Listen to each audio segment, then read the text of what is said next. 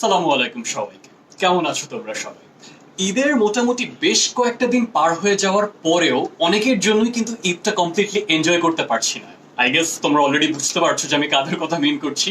Yes, যাদের admission পরীক্ষা সামনে, আমাদের জন্য কিন্তু অ্যাকচুয়ালি ঈদের ছুটি বলতে কিছু নেই, কারণ ঈদের আগের দিনও আমাদের পড়াশোনা করা লাগছে, ঈদের পরেও এই গ্রামে বাইরে একটু হ্যাং আউট থেকে বের হয়ে এসে আমাদেরকে প্রচুর পরিমাণে পড়াশোনা করা লাগছে, জাস্ট বিকজ আমাদের হাতে সময় খুবই কম।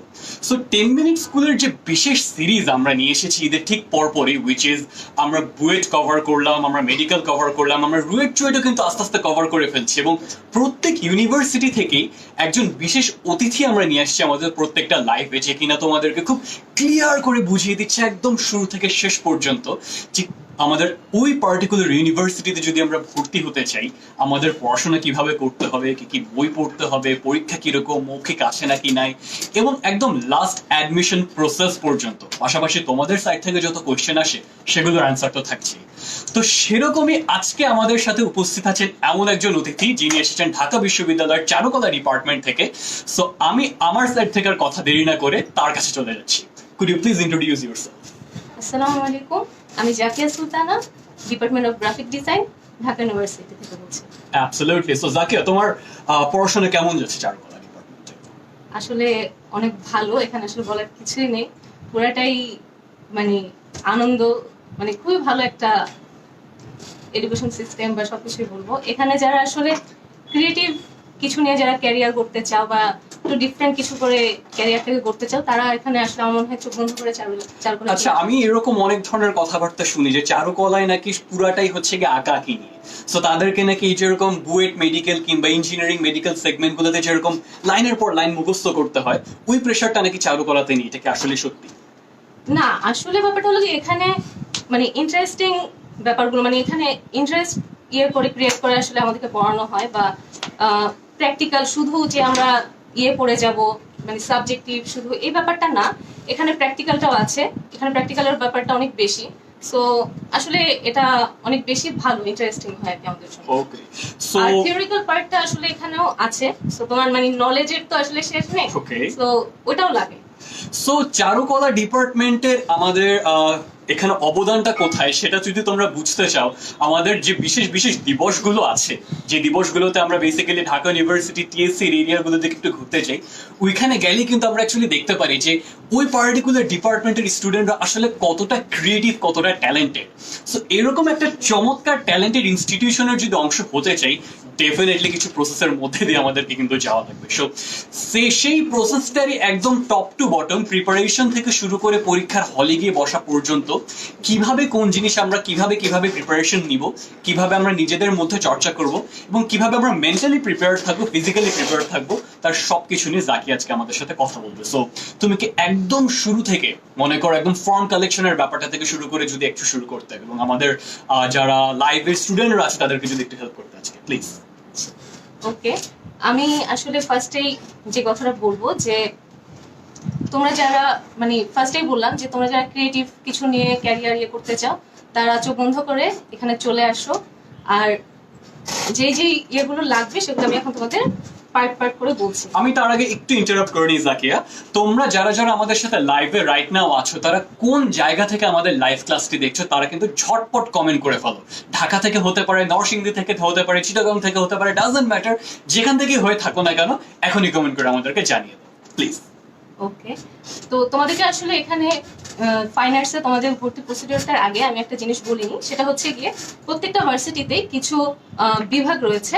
তো এখানে চারুকলার যে অনুষদটা, এখানে তোমাদের কিছু বিভাগ ভাগ করে আছে। তো এখানে ঢাকা ভার্সিটির কথা যদি আমি বলি, এখানে 8টা ডিপার্টমেন্ট আছে: drawing and painting, graphic design, print making, sculpture, ceramics, craft, oriental art, history of art. তো প্রত্যেকটা ভার্সিটিতেই তোমাদের আলাদাভাবে ভর্তি পরীক্ষার মাধ্যমে তোমাদের চান্স পেতে হবে। তো এটার এখন আমাদের সবার একটা ভুল ধারণা আছে যে সায়েন্স ব্যাকগ্রাউন্ড থেকে হয়তো চারুকলায় পরীক্ষা দেওয়া যায় না, বা এরকম একটা কনফিউশন আছে। সো এটা আসলে টোটালি একটা রং আইডিয়া। তো এরকম কিছু না ব্যাপারটা, তোমরা সব গ্রুপ থেকেই এখানে পরীক্ষা দিতে পারবে। তবে এখানে ন্যূনতম যেই যোগ্যতাটা থাকতে হবে সেটা হলো তোমাদের এসএসসি এবং এইচএসসি তে 4 সাবজেক্ট সহ তোমাদের জিপিএ 6.5 থাকতে হবে এবং আলাদা করে 3 থাকতে হবে। এখন অলরাইট সো এখানে কিন্তু আমরা পার্টিকুলারলি দেখতে পাচ্ছি যে অন্য যে কোনো ইউনিভার্সিটিতে যেরকম একটা বাউন্ডারি থাকে যে সায়েন্স থেকেই তোমাকে আসতে হবে, কমার্স থেকেই তোমাকে আসতে হবে, চারুকলা কিন্তু সেদিক থেকে অত্যন্ত উদার। তারা তুমি যে ব্যাকগ্রাউন্ডেরই হয়ে থাকো না কেন, তাদের তাদের দরজাটা তোমার জন্য সবসময় ওপেন। সো আমরা একটু কয়েকটা কমেন্ট একটু করে ফেলি। অনেকে কিন্তু জানাচ্ছে যে তারা কে কোন কোন জায়গা থেকে আমাদের লাইভ ক্লাসটি দেখছে। সো আমার মোবাইলে রাইট নাও আমি দেখতে পাচ্ছি রুদ্রনীল মন্ডল আছে মুন্সিগঞ্জ থেকে, নীরা আছে বগুড়া থেকে, মোহাম্মদ আব্দুল্লাহ আছে, মালিহা দেও আছে ঢাকা থেকে, ওড়িশা আছে ঝিনাইদহ থেকে। ওকে, খুবই পারফেক্ট। তোমরা একাই থেকো না লাইভ ক্লাসটাতে, তোমরা তোমাদের ফ্রেন্ডদেরকেও একটু ট্যাগ করে জানিয়ে দাও যে চারুকলা ডিপার্টমেন্টের ভর্তি নিয়ে আমরা একটা লাইভ ক্লাস নিচ্ছি এখানে, সো দ্যাট তোমার সাথে সাথে তারাও কিন্তু আজকে আমাদের এই লাইভ ক্লাস দেখে উপকৃত হতে পারে। সো আমরা পরবর্তী অংশে চলে যেতে পারি। শিওর।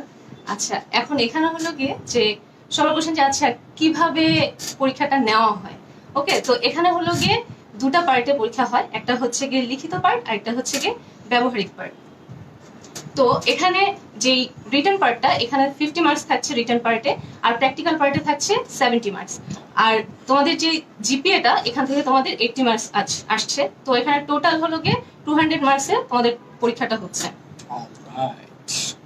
ওকে, তো এখন আমি তোমাদেরকে কিছু টপিক ধরে ধরে আমি তোমাদেরকে এই টোটাল ব্যাপারটা নিয়ে এমসিকিউ ব্যাপারটাতে আমি তোমাদের কিছু বলে দিচ্ছি। এখন যে পরীক্ষা কেমন প্রশ্ন থাকবে, হ্যাঁ, তো যেহেতু চারুকলা, তোমরা বুঝতেই পারছো এখানে আর্ট রিলেটেড কোশ্চেনই সবচেয়ে বেশি থাকবে। এছাড়া তোমার বাংলা, ইংলিশ, তারপর সাম্প্রতিক বাংলাদেশ, আন্তর্জাতিক, এগুলো থেকেও মোটামুটি কোশ্চেন আসে। তো আচ্ছা, আমরা তো এখন বাংলা নিয়ে কথা বলি। বাংলা থেকে মোটামুটি তোমাদের 6 থেকে 7 মার্কস তোমরা বাংলা থেকে পাবে। এখানে প্রবাদ প্রবচন, তারপর সমার্থক শব্দ, সমাস, কারক, সন্ধি, তারপর শুদ্ধ অশুদ্ধ, এগুলো তোমরা 9-10 এর বই থেকে যদি তোমরা গ্রামারগুলো একটু দেখে নাও তাহলে মনে হয় তোমাদের জন্য সুবিধা হবে। এছাড়াও বাংলা সাহিত্যে যাদের অবদানের কথা না বললেই নয়, যেমন রবীন্দ্রনাথ ঠাকুর, কাজী নজরুল ইসলাম, জসীমউদ্দিন, এদেরকে নিয়ে আসলে তোমরা মানে ভালোভাবে একটা নলেজ নিয়ে পরীক্ষার হলে যাবে। আমার মনে হয় তাহলে তোমাদের বাংলা থেকে টোটাল একটা মানে যে 6 থেকে 7 মার্কস থাকছে তোমরা এখানে কভার দিয়ে দিতে পারবে। তো তোমাদের যদি এখন বাংলা পার্টটা হয়ে যায় তাহলে আমরা এখন ইংরেজি পার্টটাতে আসি। ইংরেজি পার্টটাতে বাংলার মতোই 6 থেকে 7 মার্কসের মতো থাকছে। এখানে তোমাদের সিনোনিম, অ্যান্টোনিম, তারপর হলো গিয়ে right form of verbs, preposition, phrase and idioms, তারপর সাবজেক্ট ভার্ব এগ্রিমেন্ট, তারপর কারেক্ট স্পেলিং, কারেক্ট সেন্টেন্স, এগুলো গ্রামার পার্টটা তোমরা যদি পড়ো। আর হলো গিয়ে লিটারেচার থেকে যে রাইটার, পোয়েটস, এদের যদি জীবনী, তারপর ক্রিয়েশন, এগুলো পড়লে তোমরা মোটামুটি এখানে 6 থেকে 7 মার্কস তোমরা বাংলা এবং ইংরেজিতে কভার দিতে। আচ্ছা, এখানে এই ইংরেজির যে পার্টটা, সো মোটামুটি যেটা দেখা যায় যে আমি যদি চারুকলা ডিপার্টমেন্ট থেকে বের হয়ে একটু অন্য ডিপার্টমেন্ট গুলাতে যাই, দেখা যায় যে ওইখানে ইংরেজির জন্য জাস্ট এইচএস এর ইংরেজিটা কিন্তু ইনাফ না। দেখা যায় যে আমাদের অন্য বিভিন্ন বই টই কিনে আলাদাভাবে ইংরেজি পড়া লাগছে। তো চারুকলার ব্যাপারটাও কি সেম, নাকি চারুকলাতে আমাদের এইচএস এর লেভেলে যে ইংলিশটা আমরা পড়ে আসি সেটা দিয়ে কভার করা যায়? হ্যাঁ, সেটা দিয়ে কভার হয়। আর এখানে মেইনলি বাংলা এবং ইংরেজিতে খুবই সামান্য মানে মোটামুটি 6-7 মানে 10 মার্কসের মতো থাকে। সো এখানে বেসিক কোশ্চেন গুলোই করা হয়, অত হার্ড আসলে এখানে হয় না। তো বেসিক নলেজ নিয়ে যে এখানে যাবে, বাংলা 9-10 এর গ্রামার বইটা বাংলার, তারপর হলো গিয়ে যে এসএসসি এর যে ইংরেজি বইটা, তো এগুলো নিয়ে যদি সে প্রিপারেশন এসে যায় আমার মনে হয় বাংলা এবং ইংরেজিতে আটকা হবে না। Okay, that was a very good tips from you. So আমরা পরবর্তী অংশে যে ব্যবহারিকের যে পার্টটা বলবে, সো এই ব্যবহারিক অ্যাকচুয়ালি কি হয় সেটা দিয়ে আমাদের কিছু একটু ডিটেইল বলতে। আচ্ছা, তো আসলে তার আগে যেই মানে ইম্পর্টেন্ট যে পার্টটা আসলে থাকছে সেটা হলো গিয়ে এমসিকিউ। আচ্ছা, এমসিকিউতে এখানে শিল্পকলার ইতিহাস যে পার্টটা, এখানে তোমাদের সব বছরে দেখা যাচ্ছে 12টা থেকে 13টা কোশ্চেন আসছে এবং এটা আসলে অনেক বেশি ইম্পর্টেন্ট একটা পার্ট, শিল্পকলার ইতিহাস। এটা দিয়ে আসলে আলাদা করার যে ব্যাপারটা, এখানে যারা তোমরা ভালোভাবে প্রিপারেশন মানে যাদের খুব বেশি ইচ্ছা, আমার মনে হয় যে এই পার্টটাতে অনেক বেশি জোর দেওয়া লাগবে। মোটামুটি দেখা যায় যে 13টা থেকে হাইস্ট 15টা পর্যন্ত মানে চলে আসে। তো এটার জন্য তোমরা যা করতে পারো সেটা হলো গিয়ে প্রাগৈতিহাসিক থেকে শুরু করে সমসাময়িক পর্যন্ত যে শিল্পকলার যে বিস্তৃতিটা, এটা নিয়ে মোটামুটি একটা আইডিয়া নিয়ে তোমরা যাবে। তো আমার মনে হয় তোমরা মানে যেমন ইতিহাসের যুগগুলো আছে, প্রাচীন যুগ, মধ্যযুগ, তারপর আধুনিক যুগ, এগুলো করতে পারো। এছাড়া তোমরা সভ্যতা নিয়েও আগাতে পারো। আমার মনে হয় সভ্যতা নিয়ে মানে আগালে বেটার হবে। মেসোপটেমিয়ার সভ্যতা, তারপর সিন্ধু সভ্যতা, গ্রিক সভ্যতা থেকে শুরু করে তোমরা যদি ইউরোপীয় সভ্যতা পর্যন্ত আসো, আমার মনে হয় এই টোটাল ব্যাপারটা নিয়ে যদি তোমরা একটা আইডিয়া নিয়ে আসো, আমার মনে হয় এখান থেকে তোমরা কোনো যেই কোশ্চেন গুলো আসবে অ্যান্সার দিতে পারবে। আসলে এখান থেকে আমার মানে কোশ্চেন করতে পারো যে কোথা থেকে পড়বো বা কি করব, সেটার জন্য আমি তোমাদেরকে মানে এখন রেফারেন্সের তো আসলে মানে শেষ নেই। তো তোমাদের সুবিধা হবে সেটা হলো কি, যদি তোমরা কামাল আহমেদের শিল্পকলার ইতিহাস, AKM শাহনেওয়াজের বিশ্ব সভ্যতা, এগুলো যদি তোমরা একটু ফলো করে আসো, আমার মনে হয় এখান থেকে টোটাল পুরো ব্যাপারটা তোমাদের ক্লিয়ার হয়ে যাবে। আর তাহলে তোমার মনে হয় যে 12 থেকে 13টা যেই প্রশ্ন শিল্পকলার ইতিহাস থেকে তোমরা ভালো পারবে। অ্যাবসলিউটলি। সো মাত্র তোমাদের জাকিয়া আপু যে বই দুইটার নাম বললো, এই দুইটার নাম কিন্তু খুব ভালোভাবে লাইভ ক্লাসের শেষে তোমরা যখন আবার লাইভ ক্লাসটি দেখা শুরু করবে, তোমরা কিন্তু এই পয়েন্টটাতে এসে একটু নোট ডাউন করে রাখতে পারো যে অ্যাকচুয়ালি কোন সাবজেক্ট থেকে কোন টপিক থেকে কত কোয়েশ্চেন আসছে, এবং পাশাপাশি যে বইগুলোর নাম আমাদের আপু বললেন সেই বইগুলো কিন্তু খুবই ইম্পর্টেন্ট, এবং তিনি কিন্তু মোটামুটি গ্যারান্টি দিয়ে বলছেন যে মোটামুটি কমন পাওয়া উচিত। সো ডেফিনেটলি তোমার টার্গেট যদি ফাইন আর্টস হয়ে থাকে, এই সাজেশনটা তোমার জন্য খুবই ইম্পর্টেন্ট। মিনওয়াইল তোমরা কোয়েশ্চেন করতে থাকো আমাদেরকে, তোমাদের যত ফাইন আর্টস রিলেটেড কোয়েশ্চেন আছে, কোয়েরিজ আছে, যে কোন ব্যাকগ্রাউন্ড থেকে পরীক্ষা দিতে পারবো, পরীক্ষায় ভাইয়া আমি এখনো পড়াশোনা শুরু করিনি, এখন থেকে প্রিপারেশন শুরু করলে চান্স পাবো কিনা, যে কোনো ধরনের কোয়েশ্চেন যে কোনো সেক্টর থেকে আমাদেরকে কমেন্ট সেকশনে এখনই জানিয়ে দাও প্লিজ। ওকে, আচ্ছা, এখন আমি তোমাদের মোটামুটি 30 মার্কসের একটা বলা হয়ে গিয়েছে। এখন আসি আর যে 20 মার্কস আছে, এই 20 মার্কস নর্মালি বাংলাদেশের শিল্প সংস্কৃতি আর সাম্প্রতিক বিশ্ব থেকে আসছে। তখন আসলে সাম্প্রতিক বিশ্ব থেকে 10 মার্কস যেটা, এটা আসলে বলার তেমন কিছুই নেই। সমসাময়িক যে নিউজগুলো আছে এটার জন্য তোমরা কারেন্ট অ্যাফেয়ার্স করতে পারো বা নিউজ পেপার দেখতে পারো, ঠিক আছে। আর যেটা হলো কি বাংলাদেশের শিল্প সংস্কৃতি, এখান থেকে মোটামুটি 10 থেকে 12 মার্কসের মতো কোশ্চেন আসে। তো এটার জন্য তোমরা কি পড়বে, ঠিক আছে? এটার জন্য তোমরা আসলে চারুকলার উত্থান থেকে শুরু করে বর্তমানে চারুশিল্পীদের যে অবদান, খ্যাতি, তারপর যে পদক প্রাপ্তি, স্বীকৃতি, এই জিনিসগুলো ভালো করে পড়ে আসবে। এছাড়াও তোমার খুব বেশি যে এগুলো এখন পর্যন্ত কোশ্চেনগুলো আসছে সেটা হলো গিয়ে স্থাপত্য, তারপর যে স্থপতি, তারপর ভাস্কর্য, ভাস্কর, তারপর এগুলো ভালো করে পড়ে আসবে। এছাড়া দিবস আছে, তারপর যে এখন পর্যন্ত বাংলাদেশের যে 7টা গুরুত্বপূর্ণ যে মুভমেন্ট গুলো ছিল 52 ভাষা আন্দোলন থেকে মুক্তিযুদ্ধ পর্যন্ত, এগুলো একটু ভালো করে দেখে আসবে। এছাড়া হলো চলচ্চিত্র, নাটক, গান, এই টপিকটা থেকে দেখা যায় প্রত্যেক বছরই 2টা থেকে 3টা কোশ্চেন তোমাদের আসছে। সো এই ছিল মোটামুটি তোমাদের এমসিকিউ পার্টটা। আর এখন যেহেতু আমাদেরকে মানে একটা কথা আসছে যে মানে রিটেন পার্ট হবে, এই ব্যাপারটা আসলে আমার যেটা মনে হচ্ছে যে যেভাবেই হোক আসলে এই টপিকগুলো যদি পড়ে আসে ওরা, আমার মনে হয় যে তোমাদের কোনো সমস্যা হবে না। তোমাদের এক কথায় হোক বা ব্রড ভাবেই হোক, যেভাবেই হোক, আমার মনে হয় যে পারবে। All right. সো আপু কিন্তু মোটামুটি খুব ক্লিয়ার কাট ভাবে বলেই দিচ্ছে যে কোন কোন সেক্টর থেকে কি কি জিনিস অ্যাকচুয়ালি পড়ে আসা লাগবে। স্পেশালি ভাস্কর্য, স্থাপত্যর ব্যাপার যেটা বললো, দিবস, কোন জায়গায় কোন ভাস্কর্য আছে। আমাদের বাংলাদেশের ঢাকা শহরেই প্রচুর পরিমাণে মূর্তি কিংবা প্রচুর পরিমাণে এই ধরনের স্থাপত্য শিল্প কিন্তু ছড়িয়ে ছিটিয়ে আছে। তুমি ঢাকা ইউনিভার্সিটির ধারে কাছেই কিন্তু অনেকগুলো পেয়ে যাবে, বাংলা একাডেমিতে অনেকগুলো পেয়ে যাবে। সো কোন ভাস্কর্যটা কে বানিয়েছেন, কবে বানিয়েছেন, এই ইনফরমেশন গুলো আমার মনে হয় খুবই জরুরি, তাই না? All right. সো পরবর্তীতে আমাদের 50 মার্কস তো মোটামুটি গেল, এখন বাকি 50 মার্কসের কি হবে? আচ্ছা, বাকি হলো গিয়ে যে আমাদের প্র্যাকটিক্যাল পার্টটা, এখানে হলো গিয়ে 70 মার্কস আমাদের থাকছে। তো এখন কথা হচ্ছে গিয়ে যে এমসিকিউ যে পার্টটা ছিল এটা যতটা গুরুত্বপূর্ণ, প্র্যাকটিক্যাল পার্টটাও অনেক বেশি গুরুত্বপূর্ণ। কারণ এখন আমি এখন তোমাদেরকে যেই প্র্যাকটিক্যাল পার্টটা নিয়ে কথা বলছি, বেসিক্যালি ডিউতে যে পরীক্ষাটা হয় এখানে ফিগার ড্রয়িং আসে। তো ফিগার ড্রয়িং এর ব্যাপারটা হচ্ছে গিয়ে তোমাদের সামনে একজন লাইভ মানুষ রাখা হবে, সো তোমাদের তাকে দেখে ড্র করতে হবে, ঠিক আছে? তো এখানে হলো গিয়ে লাইন ড্রয়িং এর মাধ্যমে, যে এখানে কালার বা ইয়ে দিয়ে করতে হবে এমন না, ব্যাপারটা টোটালি হলো গিয়ে পেন্সিলের মাধ্যমে, লাইন ড্রয়িং এর মাধ্যমে তুমি এখানে লাইট শেড বুঝিয়ে একটা ফিগারকে আঁকবে, কাগজের মধ্যে পেন্সিল দিয়ে আঁকবে। তো এটাই হলো গিয়ে তোমার নর্মালি ডিউতে আসে। এছাড়া আদার যে ভার্সিটি গুলো সেখানে তোমার স্টিল লাইফ, তারপর হলো গিয়ে পার্স ড্রয়িং, এগুলো আসে। এখন আমি তোমাদেরকে মানে এটার জন্য তোমরা কি প্রিপারেশন নিতে পারো বা কিভাবে কি করবে সেটা আমি তোমাদেরকে এখন বলছি। ফার্স্টে যে ব্যাপারটা সেটা হলো গিয়ে লাইন ড্রয়িং। ওকে, তো লাইন ড্রয়িং এর যে ব্যাপার তোমরা দেখতে পাচ্ছ, এখানে হলো গিয়ে যে পেন্সিল দিয়ে তোমরা ফার্স্টে ফ্রি হ্যান্ডে যতটা স্ট্রেট লাইন টানা যায়, মানে ভার্টিক্যাল হরিজন্টাল যেভাবে তোমরা মানে যতক্ষণ না পর্যন্ত তোমার স্কেল ছাড়া ফ্রি হ্যান্ডে লাইন ড্রয়িং হবে, মানে তার মানে পরের ধাপে তোমরা যাবে না, ঠিক আছে? এটাই প্র্যাকটিস করতে থাকো যে শুধু লাইন ড্রয়িংটা প্র্যাকটিস করবে। তো লাইন ড্রয়িং যখন তোমাদের কমপ্লিট হয়ে যাবে, এরপর তোমরা যাবে হলো গিয়ে সার্কেল ওভাল, ঠিক আছে? সার্কেল ওভাল, এখানে যে ব্যাপারটা সেটা হচ্ছে গিয়ে 4টা ডট দিয়ে বা 5টা ডট দিয়ে তোমরা হলো গিয়ে ওই স্ট্রেট লাইন এগুলো ইউজ করে তোমরা একটা সার্কেল আঁকবে, ওভাল আঁকবে। এগুলো হলো গিয়ে তোমাদের ফ্রি হ্যান্ডে, যখন ফ্রি হ্যান্ডে দেখছো যে তুমি সার্কেল আঁকতে পারছো, ওভাল আঁকতে পারছো, তারপরে নেক্সট স্টেপে আমরা চলে যাব।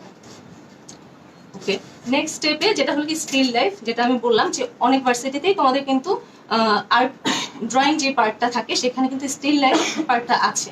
তো এখানে হলো কি যে আমরা যে ফার্স্টেই লাইন ড্রয়িং শিখলাম, তারপর সার্কেল ওভাল শিখলাম, এগুলো ইউজ করে আমরা হলো কি স্টিল লাইফ গুলো আঁকবো। হ্যাঁ, স্টিল লাইফে দেখা যাচ্ছে তোমাদের বোতল থাকছে, তারপর জার থাকছে, তারপর গ্লাস থাকছে, ফ্রুটস থাকছে, এগুলো তোমাদের সামনে দেওয়া হবে, সেগুলো দেখে তোমাদের আঁকতে হবে, ঠিক আছে?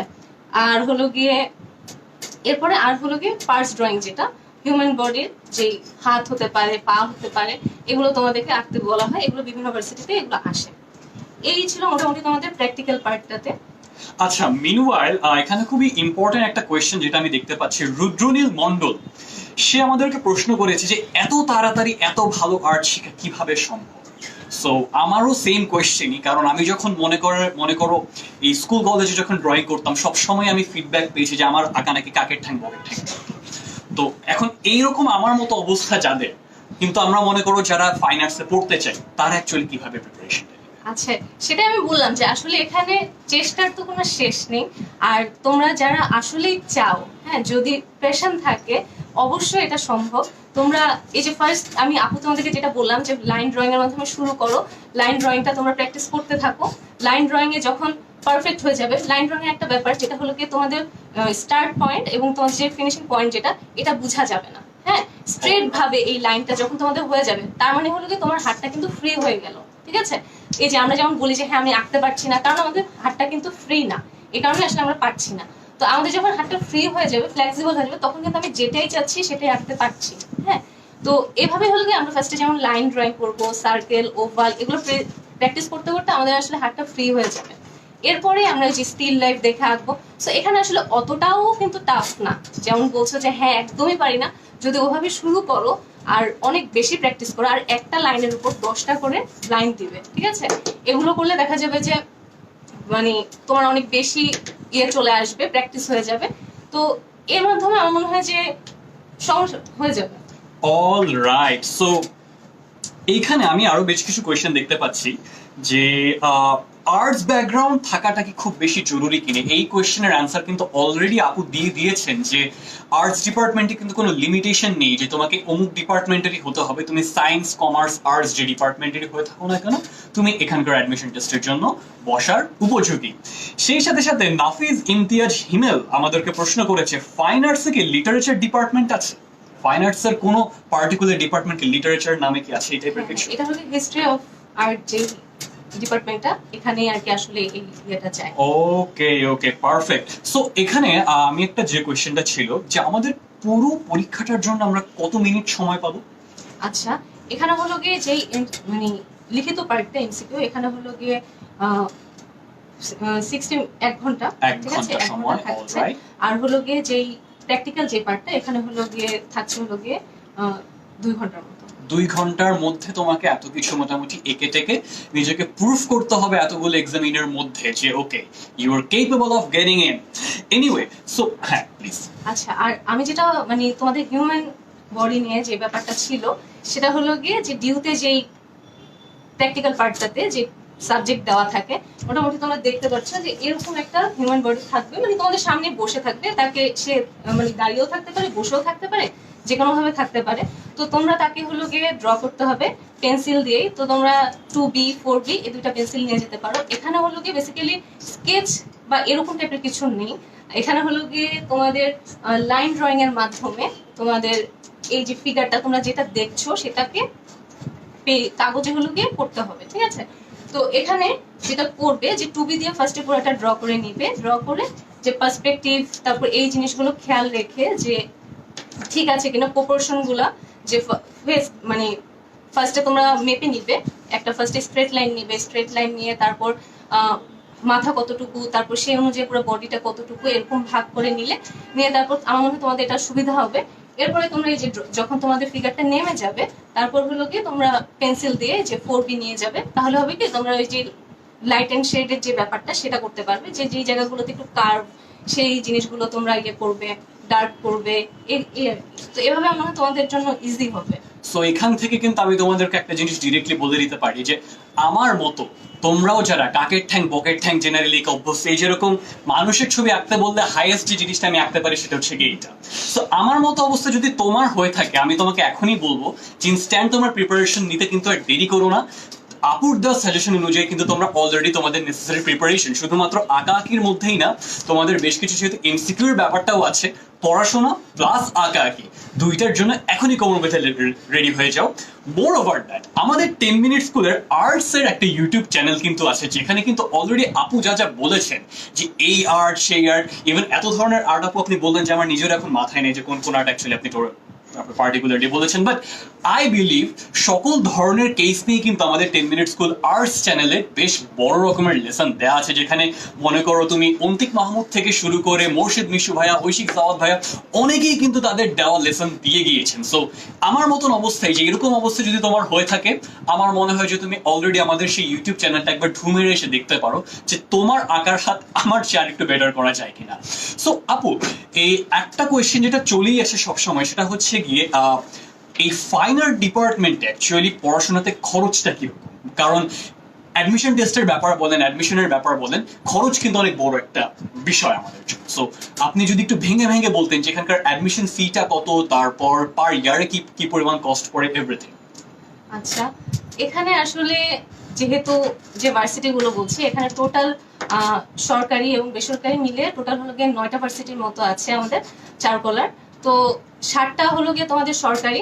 তো 60টা যেহেতু বুঝতে পারছো যে পাবলিক, যেহেতু এখানে যেই কস্টটা এটা খুবই রিজনেবল, এখানে আসলে অত প্রেশার নেই। তো এখানে খুবই মানে ইজি ভাবে এটা আসলে আমরা বের করতে পারি, এটা আমাদের তেমন একটা সমস্যা হয় না। আর যে পাবলিক ভার্সিটি গুলো, এখানেও মানে খুব বেশি একটা ইয়ে না, আমার মনে হয় যে তোমরা এটা মানে এটা ইয়ে করা যায়। অলরাইট, আচ্ছা, নাফিজ ইমতিয়াজ হিমেলেরই আরেকটি প্রশ্ন আছে যে ভাইয়া একটু হেল্প করা যাবে? হ্যাঁ, অবশ্যই করা যাবে, হেল্প করার জন্যই আমরা বসে আছি। সেটা হচ্ছে কি, আমরা কি ডিইউতে D unit and fine arts at the same time exam দিতে পারবো নাকি? আপু, আমরা কি at the same time exam দিতে পারবো? হ্যাঁ, অবশ্যই। তোমরা যারা, যে আমি তোমাদেরকে যেখানে ওই যে বললাম যে আগে যে এমসিকিউ পার্টটা, ঠিক আছে, লিখিত পার্টটা, এখানে তোমরা মানে ডিউনিটের জন্য যারা প্রিপারেশন নিচ্ছ তাদের জন্য কিন্তু মোটামুটি অন্যান্য পার্টগুলো কিন্তু হয়ে যাচ্ছে। এখানে তোমাদের যে একটা পার্ট বাকি থাকছে সেটা হচ্ছে গিয়ে যে শিল্পকলার ইতিহাস। তো শিল্পকলার ইতিহাসের জন্য তোমাদেরকে আমি যে দুইটা বই বা যে টপিকগুলো আমি বললাম যে পড়ে নিতে, আমার মনে হয় এগুলো থেকে যদি তোমরা এক্সট্রা যোগ মানে পড়ে নাও, আমার মনে হয় যে তুমি চারুকলা প্লাস ডি ইউনিট দুইটাই ইয়ে করতে পারবে। আর সাথে তোমরা ওই যে আর্টের ব্যাপারটা, প্র্যাকটিক্যালটা, সেটাও মানে চর্চার মধ্যে রাখবে আর কি। অলরাইট, এখানে আরো একটা খুব ইম্পর্টেন্ট কোয়েশ্চেন মুক্তাসিম ইশরাক অন্তু, ভাইয়া প্র্যাকটিসের জন্য অ্যাটলিস্ট কতক্ষণ টাইম দিতে হবে? প্লিজ আপু, আপনি যদি একটু বলতেন। আচ্ছা, প্র্যাকটিসের জন্য আমার মনে হয় যেহেতু সেপ্টেম্বরের 15 তারিখে আমাদের এটার পরীক্ষা, সো আসলে টাইম খুবই শর্ট, এবং আমাদের এক চারুকলায় একটা সিটের জন্য তোমাদের 100-র বেশি স্টুডেন্ট এটার জন্য ফাইট করছে। সো আসলে প্র্যাকটিসের শেষ নেই।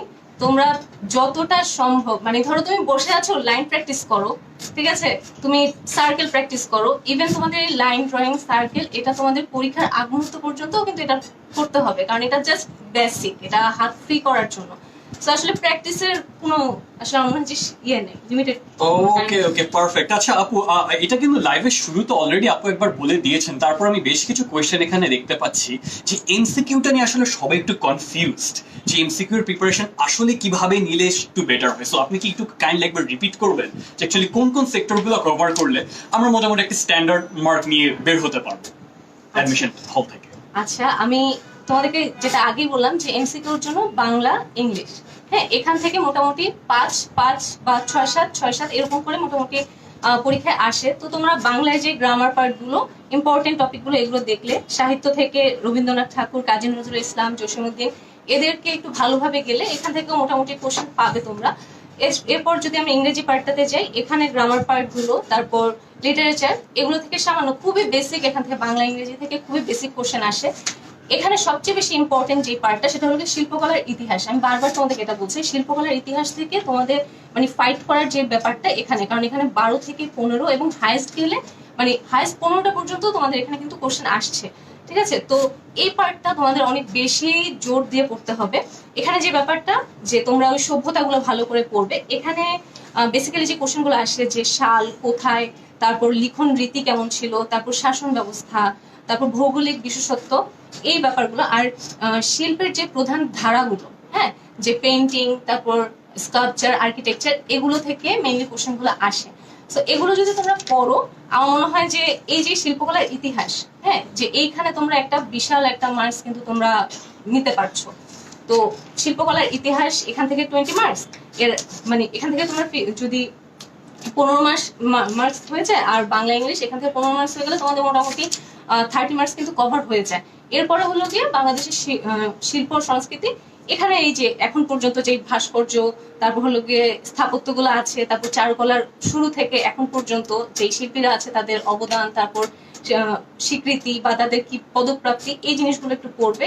তারপর চলচ্চিত্র, নাটক, গান, এগুলো পড়লে আর সাম্প্রতিক বিশ্ব নিয়ে পড়লে আমার মনে হয় যে টোটাল যে 50 মার্কসের যে ইয়েটা সেটা আমার মনে হয় ওরা হয়ে যাবে। অ্যাবসলিউটলি। সো তোমাদের সুবিধার জন্য কিন্তু আপু শুরুতে একবার বলে থাকলেও এখন তিনি আবার রিপিট করে দিলেন। সো তোমরা পুরো লাইভ ক্লাস যদি শেষ হওয়ার পর আবার দেখো, লাইভের শুরুতে এবং লাইভের একদম শেষের দিকে এসে তোমরা দুইবার পেয়ে যাচ্ছ যে এমসিকিউ এর জন্য অ্যাকচুয়ালি প্রিপারেশনটা কিভাবে নেওয়া দরকার। আচ্ছা, আমি এখন ওদের Yes, তোমাকে please. একটা মানে হেল্প করতে পারি যে তোমরা Yes, যারা please. বলছো যে আপু আমি তো আর্ট ভালো পারি না, আমি কি করব বা একটা ব্যাপার, তাদের জন্য আমি বলছি যে এখানে আসলে তোমাদের ফাইট করার ব্যাপারটা হলো এমসিকিউতে। কারণ তোমরা যারা এমসিকিউতে পাস করবে না তারা কিন্তু এখানে যেই ব্যাপারটা যে এমসিকিউতে পাস না করলে তোমরা কিন্তু ড্রয়িং এ যেতে পারছো না, প্র্যাকটিক্যাল পার্টটাতে যেতে পারছো না, ঠিক আছে?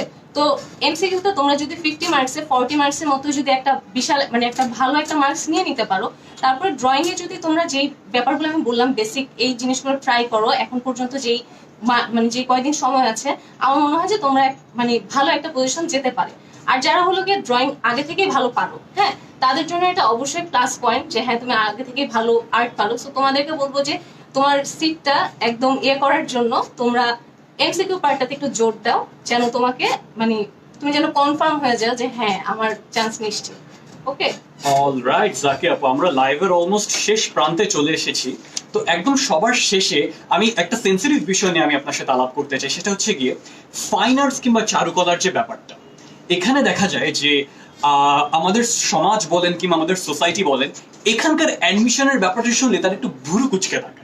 তো এই ব্যাপারটা নিয়ে অ্যাকচুয়ালি আপনার কি মনে হয় যে আমরা যে সেক্টরটা নিয়ে আগাচ্ছি, এই সেক্টরটা অ্যাকচুয়ালি সামনে কতখানি শাইন করবে, কিংবা আপকামিং জেনারেশন যারা ফাইন আর্টস এর জন্য প্রিপারেশন নিবে তারা নিজেদেরকে কিভাবে প্রিপেয়ার করবে যে ওকে আমরা ফাইন আর্টস থেকে গ্রাজুয়েট করে দেন আমরা এই সেক্টরগুলোতে অবদান রাখতে পারবো দেশের, কিংবা এইভাবে আমরা সিগনিফিকেন্ট একটা ভ্যালু ক্রিয়েট করে যেতে পারবো আমাদের সোসাইটির জন্য। সো আপনার কি পরিকল্পনা কিংবা আপনার কি মনে হয় যে নেক্সট জেনারেশনের জন্য পরিকল্পনাটা কিরকম হওয়া উচিত? আচ্ছা ওয়েল, আসলে আমার নিজের কথাই যদি বলি যে আমার ফ্যামিলি থেকেও কিন্তু ফার্স্টে যে ব্যাপারটা ছিল এটাই ছিল যে হ্যাঁ চারুকলায়, আচ্ছা কিন্তু আমার ভাইয়া বা আমার ফ্যামিলি থেকে পরে যখন ব্যাপারটা নিয়ে তারা একটু দেখলো যে আসলে ব্যাপারটা কি, তখন তারা আসলে চিন্তা করলো যে না আসলে এটার এখন ব্যাকগ্রাউন্ড বলো বা এখানে সবকিছু এখন অনেক ভালো, ঠিক আছে?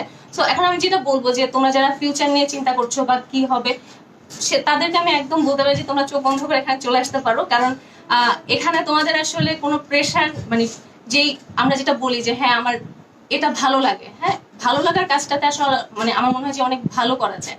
তো তোমরা যেমন টেলিভিশন মিডিয়াতে চলে আসতে পারো, তারপর অ্যাড ফার্ম আছে, তারপর নিউজ পেপারে কাজ করা যাবে, ফ্যাশন হাউস আছে, বিভিন্ন অ্যানিমেশন গেমস এগুলোতে কাজ করা যাচ্ছে, তারপর বিভিন্ন ডিজাইন, তারপর ফ্যাশন হাউস, সিরামিক্স শিল্প, তো অনেক কিছু আছে এখন মানে সেক্টর আসলে অনেক ব্রাইট।